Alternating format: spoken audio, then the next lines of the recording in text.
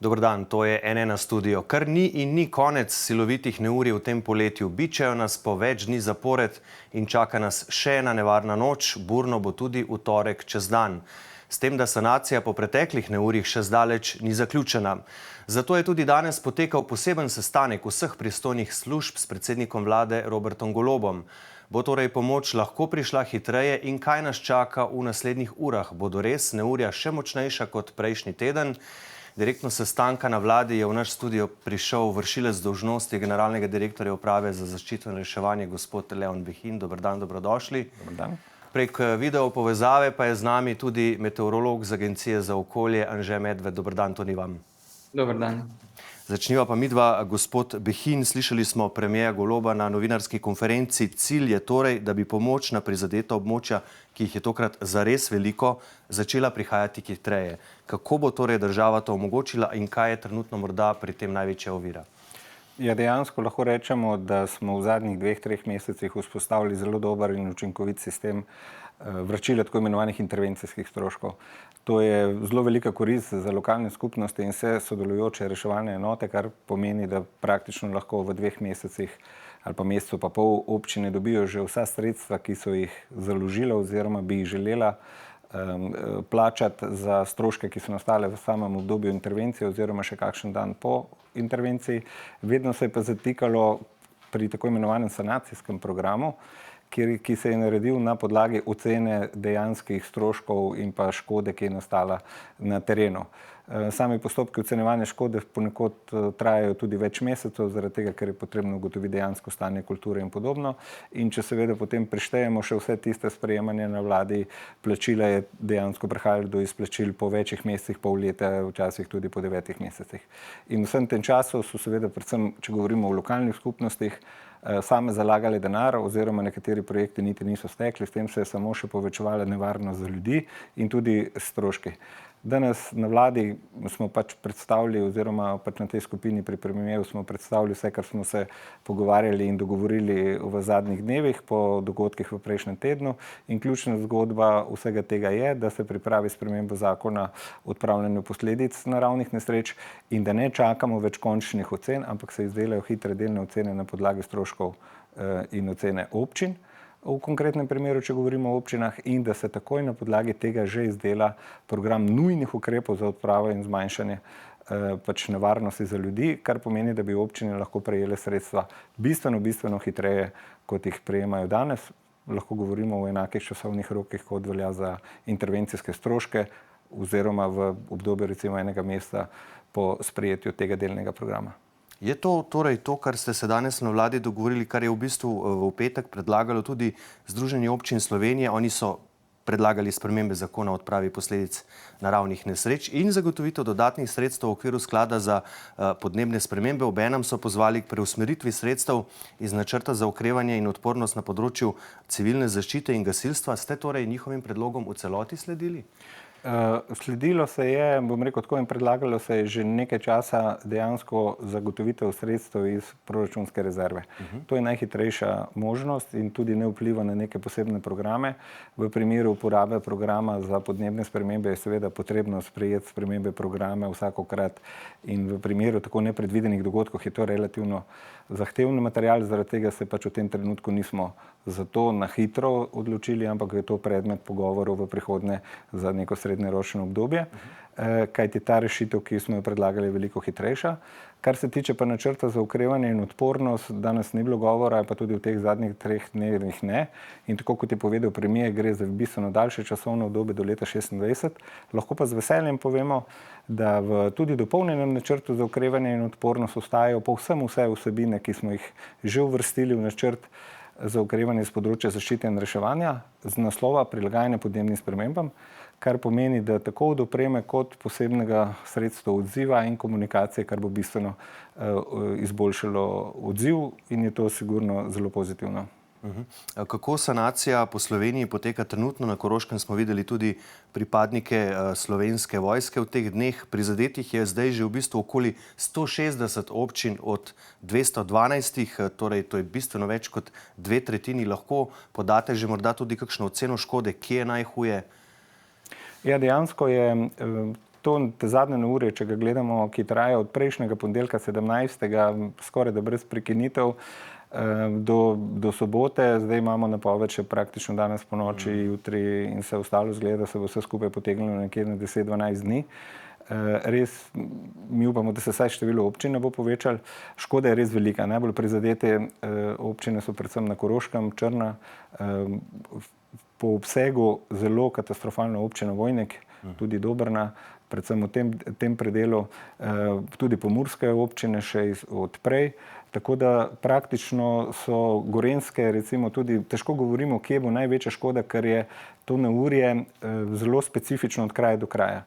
Ponekod se pojavlja, recimo, kot je bilo izpostavljeno na Koroškem, predvsem zemeljski plazovi, ki so nevarni za bivanje ljudi, pač infrastrukture in vse ostalo. Istočasno se pojavlja tudi veter, škode od vetra in toče.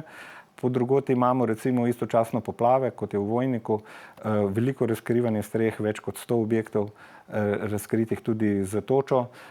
Močen veter, recimo smo ga sledili na zahodnem delu Slovenije z vsemi padavinami, tako da tukaj mogoče lahko govorimo o neki specifiki nesreč, ki jih v preteklosti nismo poznali, da se je na istem območju v parih urah ali pa v pol ure zbralo 3 različni dogodki, od vetra, poplave, hudournika, zemeljskih plazov in tudi toče, kar v prejšnjih primerih nismo imeli. Zato mi ocenjujemo, da bo škoda enormna, ko jo bomo sešteli. Mi imamo prve delne ocene škode, ki v majskih neurjih, ki grejo blizu 50 milijonov evrov. Vsi vemo, da je bilo maja veliko manj intenzitete, kot imamo sedaj v juliju v mestu, ko imamo dvojno, 12, 13 in sedaj po 17. Tako da ne bi špekulirali, kakšna bo ta škoda, vsekakor bo pa, se upamo trditi, bistveno večja, kot je bila v preteklih letih. Ja, s tem, da smo v bistvu šele na sredini poletja, pa ki so še jesenske poplave, po vse te nevšečnosti. In gremo zdaj na Arso. Gospod Medved, na agenciji ste znova prižgali oranžno opozorilo, na zadnje kar za celotno državo. Prihaja namreč še ena nevarna vremenska situacija, že nocoj. Kakšni so zadnji izračuni, kdaj se bo začelo in kje? Ja, prve plohe in tudi nevihte že dejansko nastajajo na območju Slovenije. Bolj pa nas skrbi to večerno dogajanje, kajti na severu Italije že nastajajo močnejše nevihte, ki jih bodo sedaj ti močni jugozahodni vetrovi počasi nosili k nam. Tako da v večernem in nočnem času bo predvsem na severu države največja ogroženost in te plohe in nevihte, tudi močnejše, se bodo po noči in večjem delu jutrišnjega dne razširile nad celotno državo. Ko nastanejo močnejši nalivi, močni sunki vetra, tudi toča, in to vremensko dogajanje se bo potem umirjalo šele v sredo, ko se bo v popoldanskem času začelo počasi jasniti od zahoda. Potem pa pričakujemo četrtek in petek bolj stabilna vremena. Torej bomo danes po noči spet bolj slabo spali, ampak verjetno lahko nekako prebivalce opozorite, kdaj bo tisto glavno nevarno dogajanje, jutri čez dan ali že danes po noči? Bi že kar izpostavil danes po noči, že v večernem času, predvsem v nočnem času in pa praktično jutri čez celoten dan. Kaj bo največja nevarnost tokrat? Viharni sunki vetra, toča, močni nalivi ali kar vse? Vsi 3 elementi se bojo pojavljali. Najprej močni sunki vetra, potem tudi nalivi in seveda ob močnejših nevihtah tudi lahko nastane toča. Za celotno državo oranžni alarm, pa vendarle lahko morda poveste, kateri deli Slovenije bodo tokrat najbolj na udaru? Ja, najprej že danes večer celotna severna polovica države, jutri čez dan pa se bo to glavnino dogajanja prestavilo tudi na južno polovico. Ob tem lahko nastajajo res močnejši nalivi, tako da niso izključene tudi hudourniške poplave in pa nasplošno vsi ti elementi, ki nastajajo ob močnejših nevihtah. Pa lahko to, videli smo nekatera opozorila, da bi to, kar zdaj prihaja zaradi specifičnosti situacije postavitve zračnih mas, bilo še bolj nevarno, še bolj burno kot tisto prejšnji teden, čeprav se je to težko predstavljati. Lahko primerjate to, kar zdaj prihaja s tistim, kar smo gledali prejšnji teden? Ja, bo zelo podobno, kot smo že imeli prejšnji teden, s to razliko, da je sedaj bolj jugozahodni tip vremena, medtem ko prejšnji teden smo imeli bolj zahodni. To se pravi, sedaj se bodo nevihte bolj pomikale z jugozahodnim vetrom. Kaj je vzrok za to vremensko situacijo v tem delu Evrope, ki se to poletje neprestano obnavlja? Zakaj je tokrat ta meja med hladnejšim zrakom severa Evrope in toplejšim z juga Evrope točno nad našimi kraji? Ja, ravno takšna vremenska situacija, da imamo na severozahodu Evrope v višinah ciklonsko območje izrazito hladnejšim zrakom, medtem ko na jugu Balkana pa saj vemo, da je izrazit vročinski val s temperaturami nad 40 stopinj. In ravno na pol poti med tema dvema zračnima masa so Alpe, in ravno na tem območju nastane tako velika razlika med temi temperaturami, zaradi tega nastanejo tudi zelo močni vetrovi. In ti vetrovi so eni izmed glavnih komponent, da nastanejo te močne nevihte. Poleg tega pa je tudi Sredozemsko in Jadransko morje nadpovprečno toplo, izhlapeva enormna količina vode, seveda pa vemo, da toplejši zrak in bolj vlažen zrak, ko je, bolj je nestabilen in prej nastanejo te nevihte. Pa imate morda že kakšne tudi malo bolj dolgoročne napovedi za avgust? Kaj nas čaka? Se bo takšna situacija še kar nadaljevala ali bomo vendarle prišli do nekega mogoče malo, vsaj nekaj dni trajajočega, stabilnejšega vremena? Ja, v dolgoročnih napovedih ravno ne moremo govoriti, kakšno bo stanje z neurji. Je pa res, da neke izrazite ohladitve še ne bo, verjetno se bo še nadaljevalo nadpovprečno toplo poletje. Kdaj se bo pa prekinil ta vročinski val na jugu Evrope, pa zelo težko napovedati. Bomo vsekakor spremljali tudi vi, gospod Behin, zagotovo bom rekel, z zanimanjem in zelo pozorno spremljate, kaj se dogaja in tudi kaj napovedujejo vremenoslovci. Kako je Uprava za zaščito in reševanje pripravljena na to dogajanje, kar zdaj sledi, nocoj in jutri čez dan, kaj lahko storite morda tudi za samo preventivo? Ja, jaz mislim, da je največ, kar lahko naredimo vsi, preventiva. Izogniti se moramo v vsakem primeru smrtnim žrtvam, poškodbam in vsem, kar se lahko zgodi. To je najpomembnejše in zato mi že praktično 10 dni opozarjamo, da vsi, ki se nahajajo na mestih, kot so kampišča oziroma drugih nezavarovanih, da so zelo pozorno spremljajo te dogajanja in tudi napovedi, ker se pa vse zelo hitro dogaja, praktično v nekaj 10 minutah, je pa mogoče pametno, da se poiščejo pravočasno zatočišče, tako kot je povedano danes tudi preko noči, kajti noč je komplicirana v tem smislu, da ponavadi se zavemo nevarnosti, ko je že dejavnost praktično tam, kjer smo mi.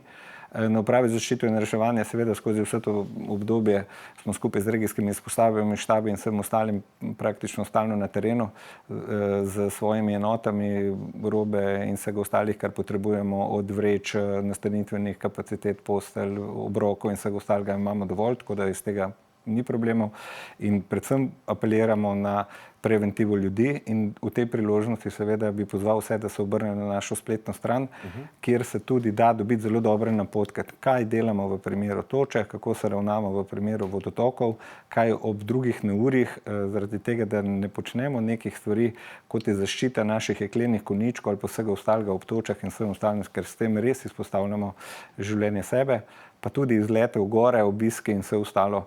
Je naš apel, da se to umakne, na mogoče nekoliko bolj stabilno vreme, bolje je biti 24 ur kasnejše, kot končati kje druge. Hkrati pa mogoče še prošnja, naša številka 112 ob teh nesrečah doživlja res enormne klice, mi beležimo tudi več 100 klicev praktično v 10 minutah. Mogoče se dogodi, da nekaterih klicev ne moremo dvigati, ker je omejitev sistema. In v tem priložnosti prosimo, da tisti, ki imajo točo poškodovane, kakšne posamezne strešnike, nepomembne, recimo v narekovaju seveda, nepomembne škode, da nekoliko počakajo, da tisti prvi naval mine, kajti nekateri ljudje res nujno potrebujejo pomoč, ker tukaj so ali lahko osebno poškodovani ali pa tudi kako drugače, tako da včasih je bolje počakati pol ure.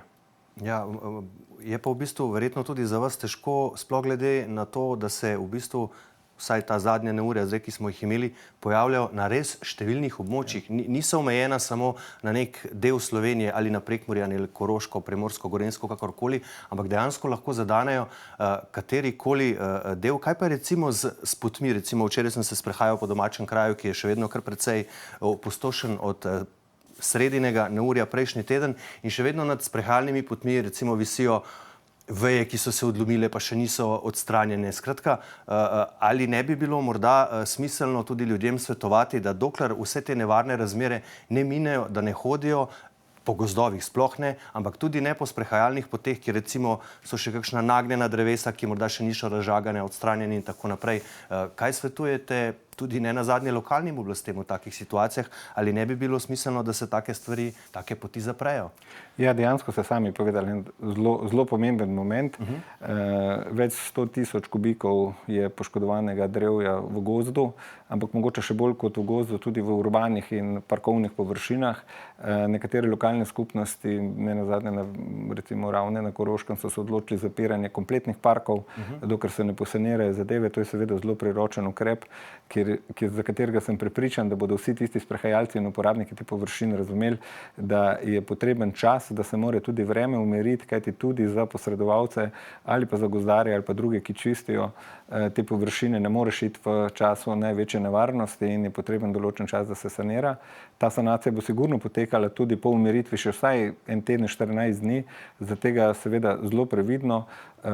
Tam, kjer je potrebno, seveda lokalne skupnosti naj zapirajo te poti zaradi varnosti. Ravno iz tistega, kar sem povedal, izogniti se moramo kakršenkoli žrtvam, tudi samo poškodbam, da ne govorimo o hujših scenarijih. In nažalost se vsega seveda ne da zapreti in se ne sme zapreti. Zato je na vsakem od nas, da pač pametno razmišlja. Včasih je treba tudi kako trimčkanje se odpovedati ali pa kak sprehod in res uporabljati samo take prave površine. Pa tudi še ena zadeva, ki je zelo težko je v dnevu dveh odstraniti vse opeke in vse ostalo, kar se nahaja na strehah. To je zelo težko videti in v resnici ob vsakem malo večjem vetru ali pa pač neki drugi zadevi lahko nekaj pade dol, kar do sedaj ni. Tako da imamo res ekstremne razmere v zadnjih 10 dnevih in previdnost pa pri čisto vsake dejavnosti ali z avtomobilom ali peš zahteva veliko pozornost. Vsekakor tega ne moremo prevečkrat ponoviti, ampak vsi skupaj si seveda želimo, da ne glede na slabo napoved, da bo končna situacija, končni razplet vremena čim boljši glede na dano situacijo. Upamo na najboljše, gospod Leon Behin. Najlepša hvala, da ste prišli v naš studio. Hvala pa tudi vam, gospod Anže Medved, da ste bili z nami na Agenciji za okolje. Prosim. Hvala pa seveda tudi vam za vašo pozornost. Ravnajte skrajno previdno. Spremljajte tudi n1info.si, kjer sproti objavljamo vse ključne informacije v zvezi z razvojem vremena, kako se pomikajo nevihtne celice, kje je najbolj nevarno, česa ne storiti, kako ravnati. Skratka, spremljajte nas iz studia, pa le še lep pozdrav, vse dobro in nasvidenje.